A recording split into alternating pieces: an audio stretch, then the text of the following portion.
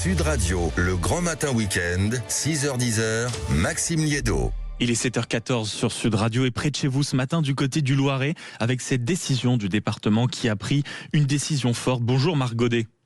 Bonjour. Merci beaucoup d'être avec nous ce matin. Vous êtes le président du département du Loiret. Et cette nouvelle, alors comme ça, le Loiret a décidé de taper du poing sur la table et de supprimer les produits issus de l'Amérique latine des assiettes des enfants scolarisés, c'est ça ? Tout à fait, ça me paraît complètement logique à une époque où on nous dit, où la loi Egalim plus exactement nous dit vous devez avoir minimum 50% de produits locaux sur les tables des collèges et des écoles, enfin de tout ce qui est restauration publique. Et puis quand je vois aussi, même c'est un petit coup de patte, mais le code des marchés publics qui peut imposer, lorsqu'on est au-dessus d'un certain seuil, qui peut imposer l'ouverture à la concurrence finalement. Bon, française, ça passe, européenne, pourquoi pas, mais même bien au-delà, on doit ouvrir complètement nos marchés donc aux productions qui viennent d'ailleurs pour mettre sur la table des enfants. Donc moi, ça me paraît aberrant, ça déjà. Et puis il y a ce Mercosur qui va être signé, qui va mettre en difficulté nos producteurs locaux, mais des producteurs nationaux aussi, surtout, et européens. Donc on se dit comment on peut, nous, se positionner. Et pourquoi d'un côté, il a pardonnez-moi Marc Godet, pourquoi il a fallu autant de temps ? Parce qu'après tout, ça fait quoi ? Ça fait 25 ans qu'on parle du Mercosur et la loi Egalim a déjà quelques années. Ouais. Qu'est-ce qui a été l'élément déclencheur ? C'est plutôt quand même l'actualité et les agriculteurs dans la rue sur les points de blocage, non ? Oui, effectivement, je pense que ça a aidé à prendre conscience quelque part, prendre conscience qu'il y a un vrai problème.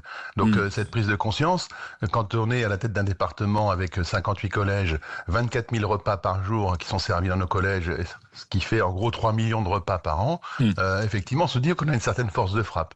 Moi, je recherche aussi quelque part l'effet boule de neige. Alors déjà, notre association des maires du Loiret a lancé une démarche un peu similaire. Ils avaient même précédé, ils avaient étudié une motion qui viserait à être distribuée dans toutes les communes pour dire attention, peut-être qu'on pourrait bannir les produits venant d'Amérique du Sud pour nos écoles primaires.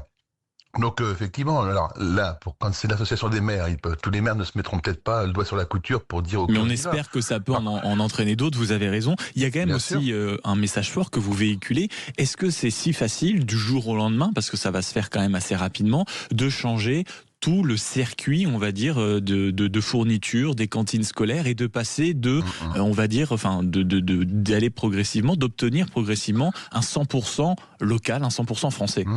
Et surtout en termes de prix, est-ce qu'on arrive à tenir la fourchette ? Bien sûr, c'est une difficulté. Bon, on n'est pas non plus envahi de produits dans l'Amérique du Sud, mais c'est vrai qu'on a des doutes. Et ce que je dis maintenant au chef de cuisine, quand il y a un doute, il n'y a pas de doute, on ne prend pas. C'est-à-dire que quand on n'est pas sûr de l'origine du produit, il faut laisser de côté. Alors effectivement, le risque, c'est qu'il y ait une légère dérive budgétaire, parce que ce qu'on appelle, nous, le bol alimentaire, c'est en gros le coût de la matière première dans le repas, on est autour de 2,10 €, 2,30 €. Et quand on achète français, ça monte, hein ? Pour l'instant, on l'a pas encore évalué parce que là, on fait l'inventaire déjà dans toutes les cuisines, dans tous nos stocks.